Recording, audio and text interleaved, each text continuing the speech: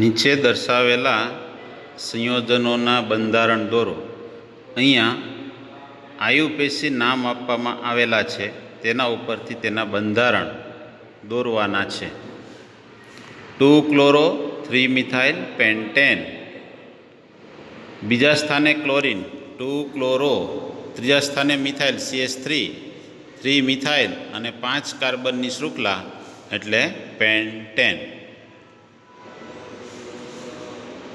1-ક્લોરો 4-ઇથાઇલ cyclohexene, પહેલા સ્થાને chlorine.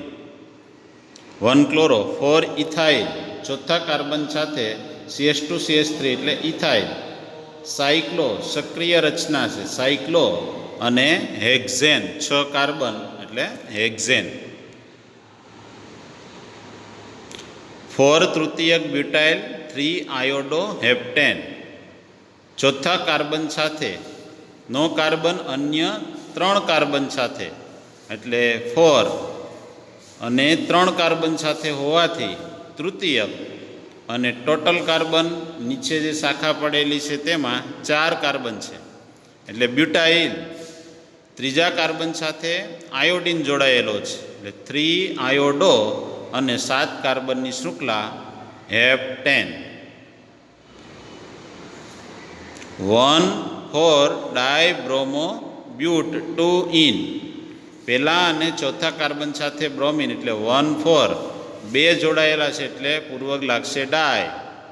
Bromo અને 4 કાર્બન એટલે બ્યુટ, બીજા કાર્બન સાથે દ્વિબંધ એટલે 2-ઇન. 1-બ્રોમો 4-દ્વિતીયક બ્યુટાઇલ 2-મિથાઇલ બેન્ઝીન, પહેલા કાર્બન સાથે બેન્ઝીનમાં બ્રોમિન એટલે 1-બ્રોમો, ચોથા કાર્બન સાથે બેન્ઝીનના ચોથા કાર્બન સાથેનો કાર્બન અન્ય 2 કાર્બન સાથે જોડાયેલો છે એટલે CH છે તે બાજુમાં ડાબી બાજુ CH3 અને જમણી બાજુ CH2 સાથે જોડાયેલો છે એટલે ચોથો કાર્બન સાથેનો કાર્બન અન્ય 2 કાર્બન સાથે એટલે 4-દ્વિતીયક, 4 કાર્બન એટલે બ્યુટાઇલ, બેન્ઝીનમાં બીજા કાર્બન સાથે મિથાઇલ એટલે 2-મિથાઇલ બેન્ઝીન થશે. હવે જોઈએ તો હેલોજન સંયોજનોના કાર્બન હેલોજન બંધના સ્વભાવની ચર્ચા કરો. એમાં પહેલો ટોપિક આપેલો છે, હેલોજન સંયોજનોમાં કાર્બન હેલોજન બંધ ધ્રુવીય હોય છે. હેલોજન પરમાણુઓ આવર્તક કોષ્ટકમાં જમણી તરફ P વિભાગમાં આવેલા છે. આ બધા જ હેલોજન પરમાણુ ફ્લોરિન, ક્લોરીન, બ્રોમિન, આયોડિનની વિદ્યુત ઋણતા કાર્બન પરમાણુ કરતાં વધારે છે. એટલે કે તમે જાણો છો તે મુજબ કે બાહ્યતમ કક્ષામાં ઇલેક્ટ્રોનની સંખ્યા 7 આવેલી છે. તેથી હેલોજન સમૂહના ફ્લોરિન, ક્લોરીન, બ્રોમિન, આયોડિનની વિદ્યુત ઋણતા વધુ છે, જ્યારે કાર્બનની બાહ્યતમ કક્ષામાં 4 ઇલેક્ટ્રોન હોવાથી તેની વિદ્યુત ઋણતા ઓછી છે, જેને કારણે કાર્બન અને હેલોજન વચ્ચે બંધ ધ્રુવીય છે. આ કારણે કાર્બન હેલોજન બંધના ઇલેક્ટ્રોનનું હેલોજનની નજીક સ્થળાંતર થયેલું હોય છે. એટલે કે કાર્બન અને હેલોજન વચ્ચેનો જે સહસંયોજક બંધ છે તે બંધના ઇલેક્ટ્રોન હેલોજન તરફ વધુ આકર્ષાય છે. તેથી તેને દર્શાવવા માટે અર્ધ તીર વડે દર્શાવવામાં આવે છે. અને કાર્બન અંશતઃ ધનભાર તથા હેલોજન અંશતઃ ઋણભાર પ્રાપ્ત કરે છે. તથા CX બંધ વિદ્યુત ઋણતાના તફાવતને કારણે બંધ ધ્રુવીય હોય છે. અહીંયા તમને CXમાંથી CX એટલે કે કાર્બન પરનો વીજભાર ડેલ્ટા પ્લસ અને હેલોજન પરનો વીજભાર ડેલ્ટા માઇનસ દર્શાવવામાં આવેલો છે. કેમ કે કાર્બનના અને હેલોજનના સહસંયોજકના ઇલેક્ટ્રોન હેલોજનની વિદ્યુત ઋણતા વધુ હોવાથી તેના તરફ આકર્ષાયેલા રહે છે. એટલે કે હેલોજન મેળવનાર છે એટલે ડેલ્ટા માઇનસ, અને કાર્બન તેના તરફ ઇલેક્ટ્રોન છે તે આપે છે એટલે ડેલ્ટા પ્લસ. બી જોઈએ, કાર્બન ફ્લોરિનથી કાર્બન આયોડન બંધની ધ્રુવીયતા, બંધ લંબાઈ અને બંધ એન્થાલ્પીનો ક્રમ અહીંયા કોષ્ટકમાં આપવામાં આવેલો છે. આવર્તક કોષ્ટકમાં સમૂહમાં નીચે તરફ જતા હેલોજન પરમાણુના કદ વધતા જાય છે. એટલે કે 17મા સમૂહની અંદર પી વિભાગમાં આવર્તક કોષ્ટકમાં ઉપરથી નીચે તરફ જઈએ તો પરમાણુ ક્રમાંક વધવાની સાથે તેની પરમાણુની ત્રિજ્યા વધતી જાય, એટલે કે તેનું કદ વધે છે. ફ્લોરિન પરમાણુ સૌથી નાનો, પરમાણુ ક્રમાંક નાનો એટલે તે ત્રિજ્યામાં નાનો. આયોડિન સૌથી મોટા કદનો છે. પરમાણુનું કદ વધવાથી આયોડિનની પરમાણુ ત્રિજ્યા વધે, તેથી તેનું કદ મોટું છે. કાર્બન હેલોજન બંધની લંબાઈ કાર્બન ફ્લોરિનથી કાર્બન આયોડન તરફ જતાં વધતી જાય છે. પરમાણુની ત્રિજ્યા વધે તો બંધ લંબાઈ વધે, તે તમે જાણો છો. મિથાઇલ હેલાઇડમાં કાર્બન હેલોજન બંધ લંબાઈ, બંધ એન્થાલ્પી અને દ્વિધ્રુવીય ચાક માત્રા કોષ્ટકમાં આપવામાં આવેલી છે. અહીંયા CH3F, CH3Cl, CH3Br અને CH3I બંધ આપવામાં આવેલા છે. તેની બંધ લંબાઈ CH3Fની બંધ લંબાઈ 139 સૌથી નાની અને CH3Iની બંધ લંબાઈ સૌથી મોટી 214. અને બંધ એન્થાલ્પી તો કાર્બન અને ફ્લોરિન એકદમ નજીક ગોઠવાશે, જોડાશે, કેમ કે તેની બંધ લંબાઈ નાની છે. બંધ લંબાઈ નાની હોવાથી બંધને તોડવા માટે ઉર્જા વધુ આપવી પડે, તેથી એન્થાલ્પી કિલો જૂલ મોલ ઇન્વર્સમાં તેની બંધ એન્થાલ્પી વધુ થશે અને CH3I તરફ જતાં બંધ એન્થાલ્પીમાં ઘટાડો થશે. દ્વિધ્રુવીય ચાક માત્રા D/એકમમાં આપવામાં આવેલી છે. તેમાં પણ ક્રમશઃ ફેરફાર થતો જોવા મળે છે.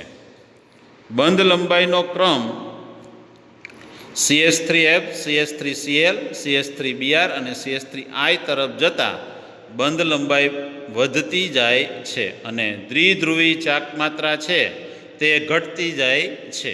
અહીંયા CH3Fની દ્વિધ્રુવી ચાક માત્રાનું મૂલ્ય વધુ છે, જ્યારે CH3Iનું ઓછું છે. હવે આગળ જોઈએ તો આલ્કોહોલ સંયોજનમાંથી હેલો આલ્કેન બનાવવાની પદ્ધતિઓની ચર્ચા કરો. એ આલ્કોહોલ, ક્લોરાઇડ અથવા તો હેલાઇડ. આલ્કોહોલ સંયોજનોની સાંદ્ર હેલોજન એસિડ એટલે હાઇડ્રોક્લોરિક એસિડ સાથે પ્રક્રિયા કરતાં આલ્કોહોલ સમૂહનું વિસ્થાપન હેલોજન પરમાણુ વડે થાય છે. એટલે કે OHનું વિસ્થાપન હેલોજન સમૂહના પરમાણુ વડે થાય છે. પ્રાથમિક દ્વિતીયક આલ્કોહોલ સંયોજનોની HCl સાથેની પ્રક્રિયા ઝિંક ક્લોરાઇડ ઉદ્દીપકની હાજરીમાં કરવી આવશ્યક છે.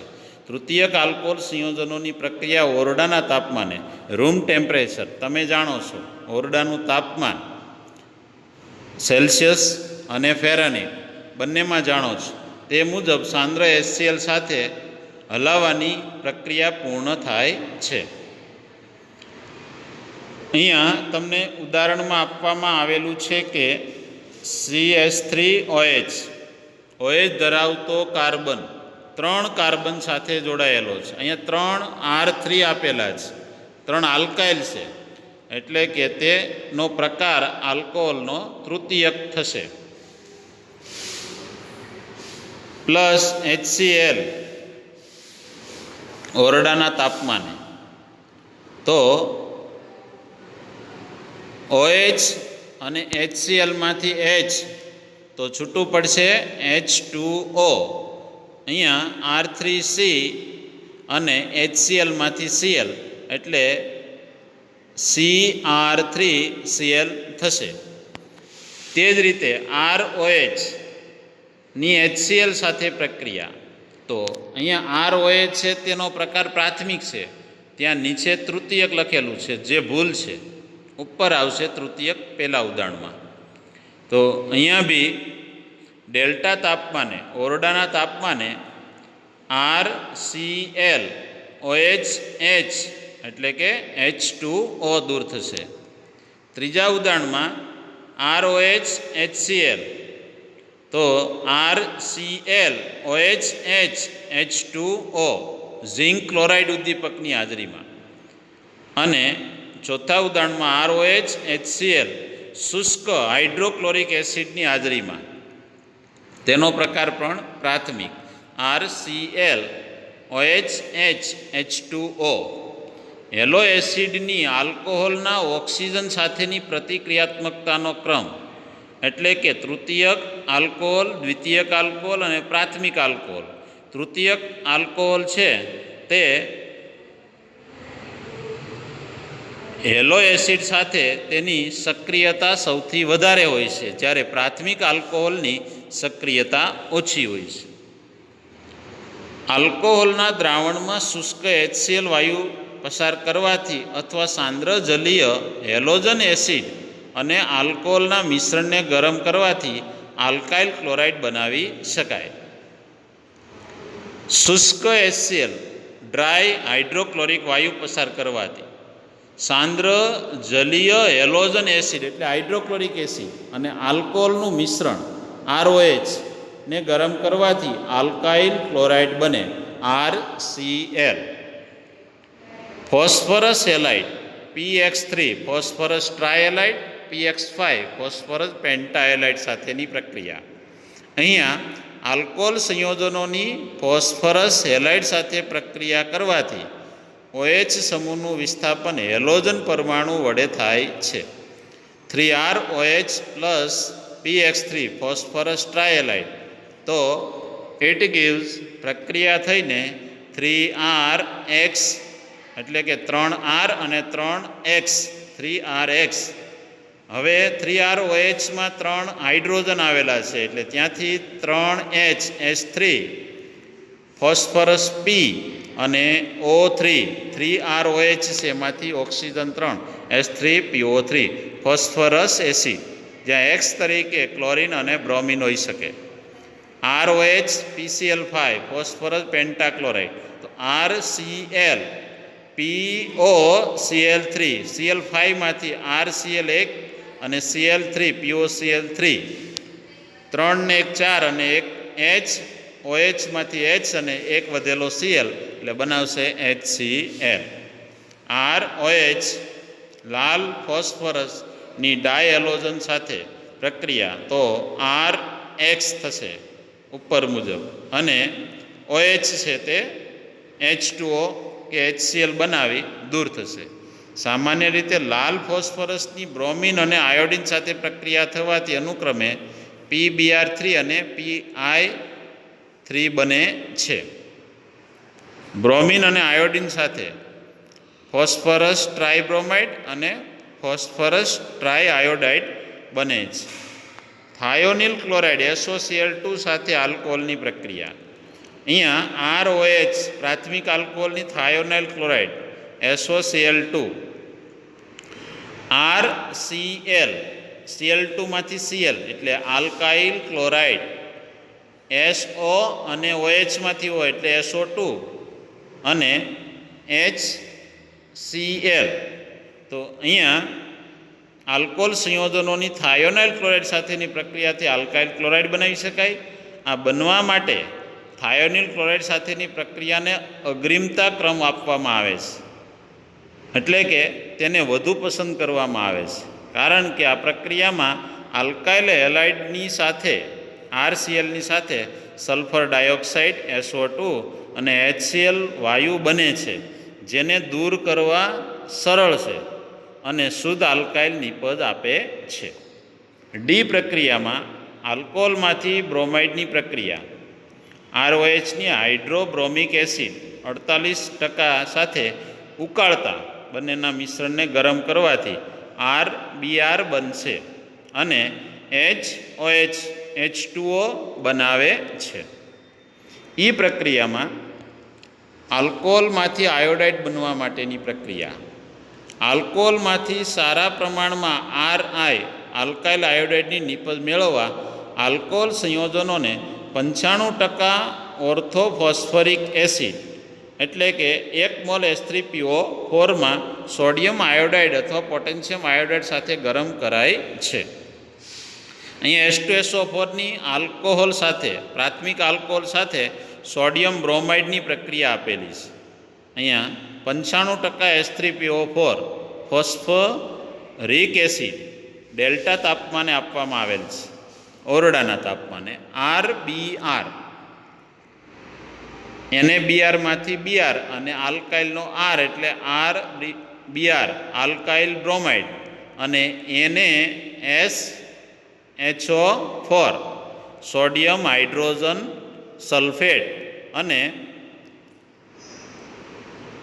OH અને H2SO4 માંથી H એટલે H2O, તો આલ્કાઇલ બ્રોમાઇડ બને છે.